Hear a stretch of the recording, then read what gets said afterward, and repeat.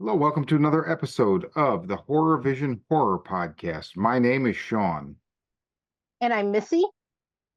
And Missy, I don't want to alarm you, but somebody is watching us. Thus concludes our review of The Watchers. We'll be back next time on the Horror Vision Horror Podcast. So we both just saw Ishana Shyamalan's The Watchers this evening. This brand new movie just opened tonight. Based on a book by Irish author A.M. Shine, which is described as a gothic horror novel. So we've already talked about this quite a bit before rolling tape, but we're going to pretend like we haven't. So Missy, what did you think about Ishana Shyamalan's The Watchers? I went into it with low expectations, and I didn't even realize that M. Night Shyamalan had a daughter or had any kids, honestly, until you guys pointed it out. I thought I was seeing an M. Night Shyamalan movie. And he has several movies I love. Like when he started out, I thought he was on the path to being one of my favorite directors, and then The Happening happened, and it went downhill after that. But he has a handful of films that I like. He's usually love it or hate it for me.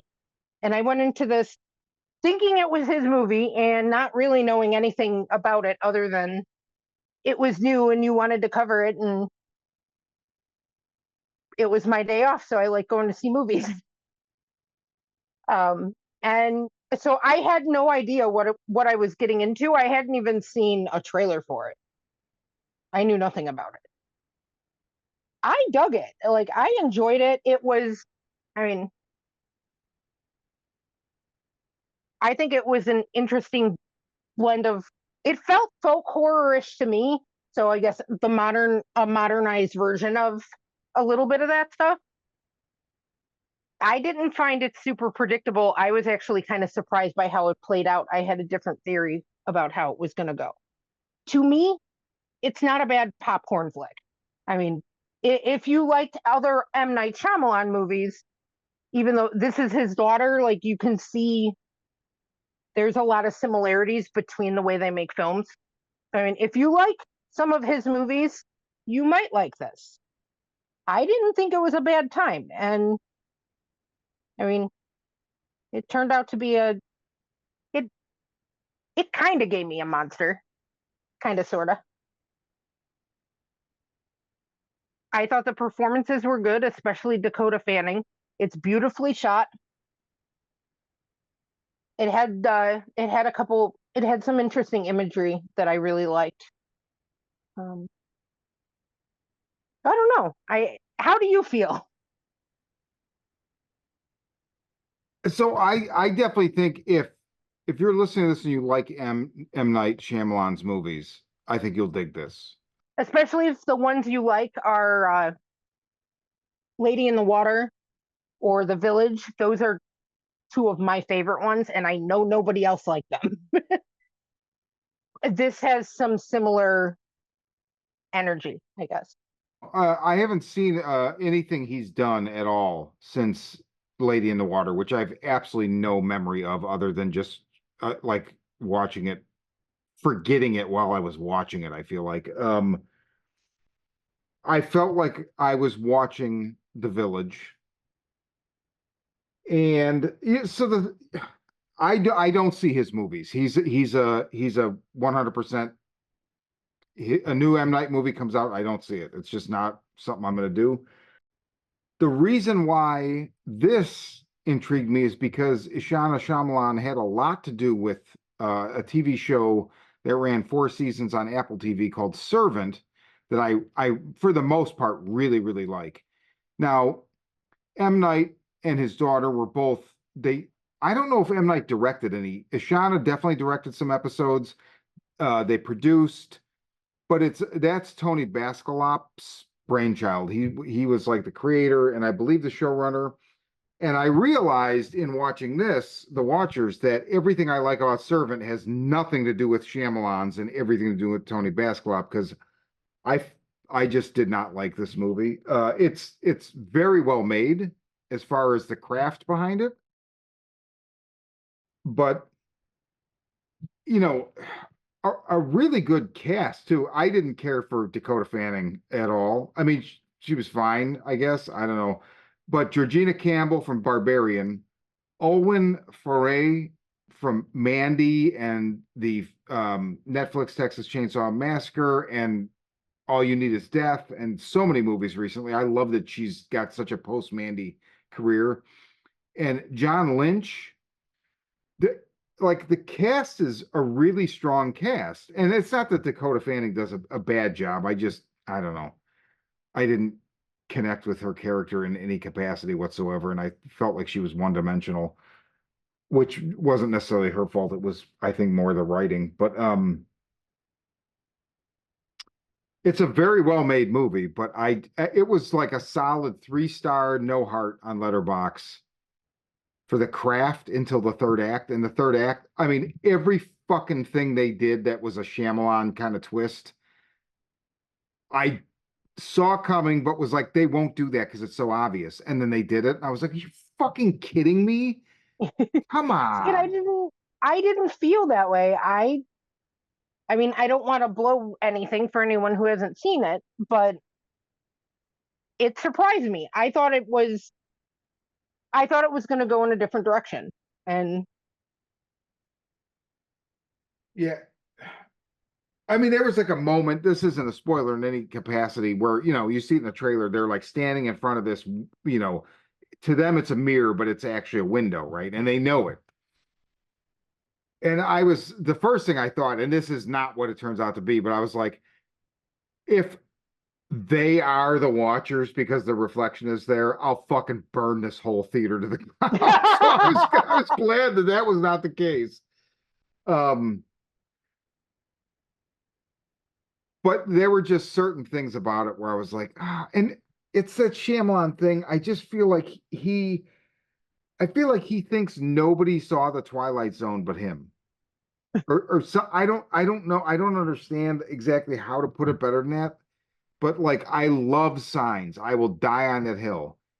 I love Signs too. I don't give a shit about anything else. I mean, Sixth Sense was great when I watched it the first time. I've never rewatched it. I don't know that I would now because I feel like I might not like it, so I'm just gonna let it be.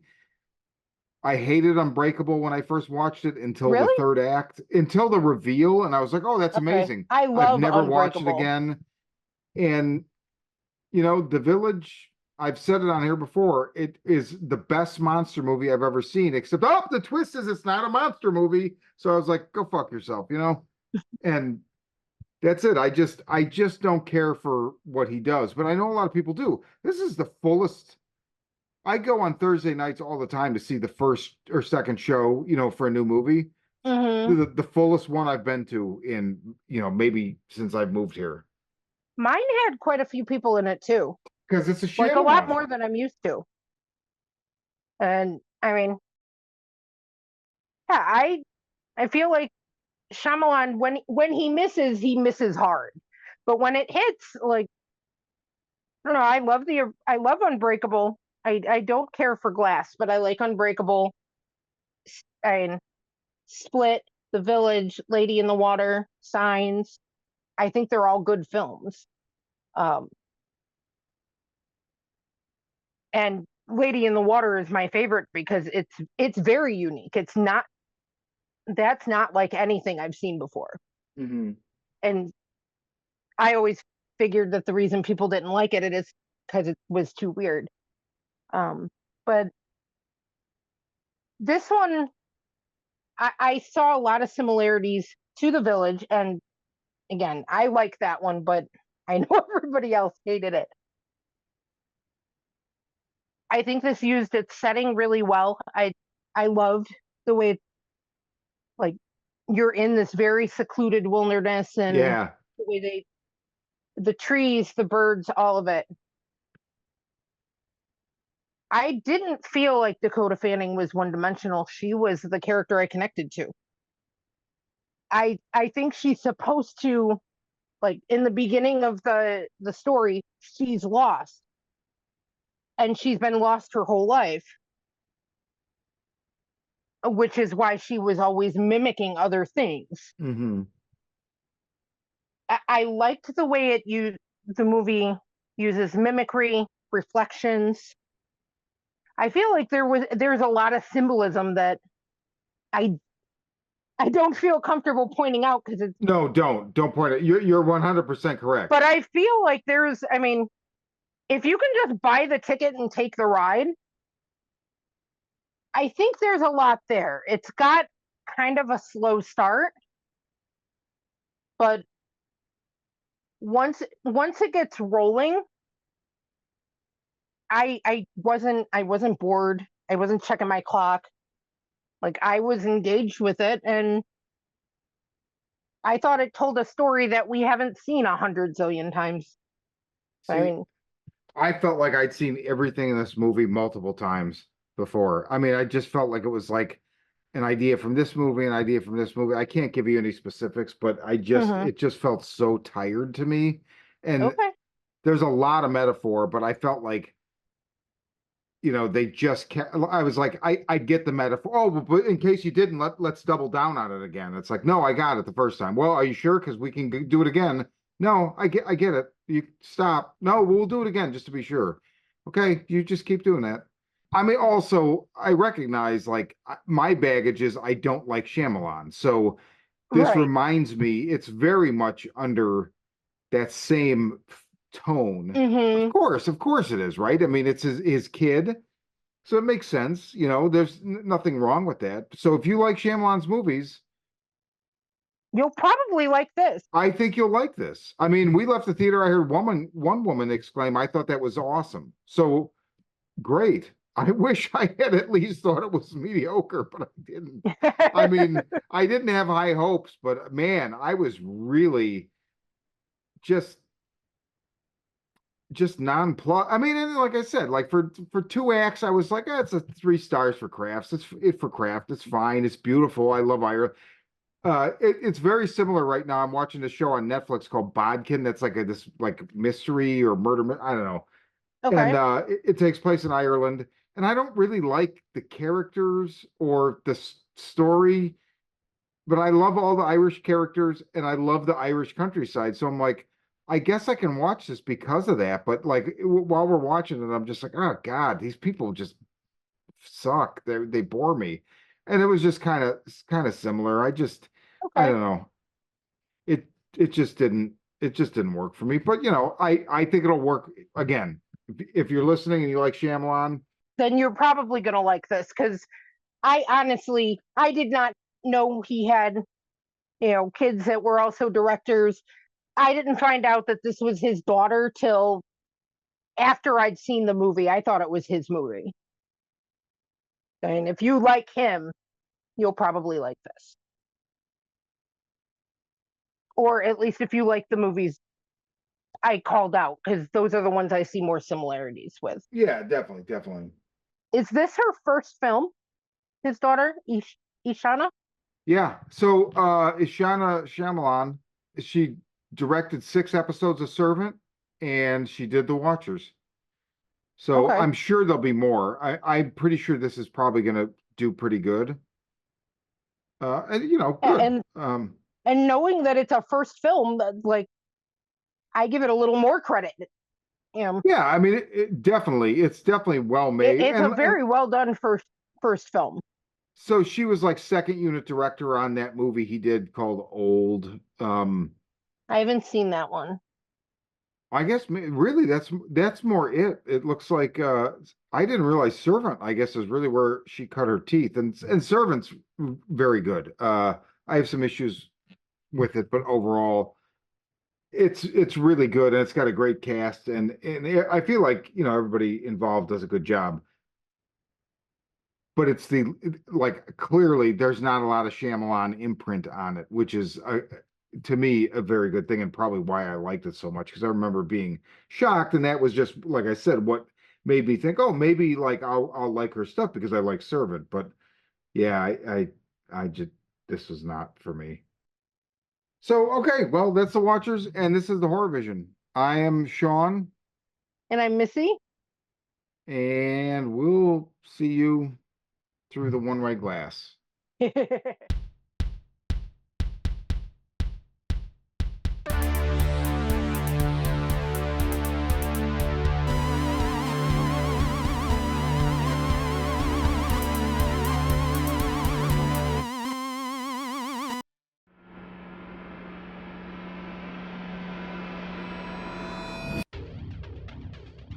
A pandemic of violence floods the streets of major cities as cases of the media-dubbed murder virus, MV20, soar, causing those infected to go on killing sprees. Caught in the middle, police detective Angela Miller finds her only trustworthy ally in the self-proclaimed psychic PI, Gerald Henry. As the two try to navigate the violence, they are drawn into New Age guru Abramelin Harvest's plot to heal the planet. Harvest's missive? The world is sick, and humanity is the infection. The cure? Murder. From the twisted mind of Sean C. Baker, author of A Collection of Desires and Shadowplay in Book 1, Kim and Jesse, comes his most vicious novel yet, Murder Virus. Available where books are sold.